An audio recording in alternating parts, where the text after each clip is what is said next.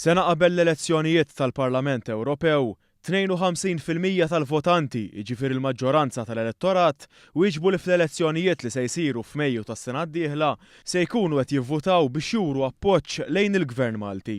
Dan ħareġ minn stħarriġ indipendenti tal-Eurobarometru li sar fl-okkażjoni tas-sena mill-elezzjoni tal-Parlament Ewropew.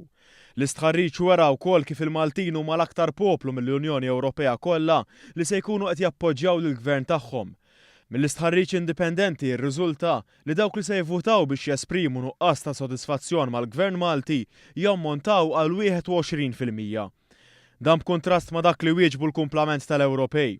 Dan hekk kif meta mistoqsija għalfejn se jivvutaw fl-elezzjonijiet tal-Parlament Ewropew, 22% biss qalu li se jużaw il-vot tagħhom biex jappoġġjaw lill-Gvern f'pajjiżhom.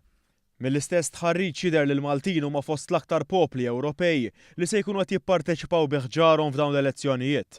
Fil-fatt Malta klassifikat fit-tielet post b'61% wara l-Olanda u l-Irlanda.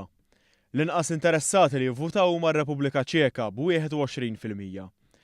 Mistoqsija jgħidu jekk pajjiżna għamilx tajjeb li ssieħeb fl-Unjoni Ewropea, 74% tal-Maltin wieġbu fil-pożittiv. Madankollu huma biss 49% li jħossu li l-vuċi tagħhom tot fl-Unjoni Ewropea. Fil-fatt, 57% wieġbu li l-vuċi tagħhom aktar tinstema' f'pajjiżna.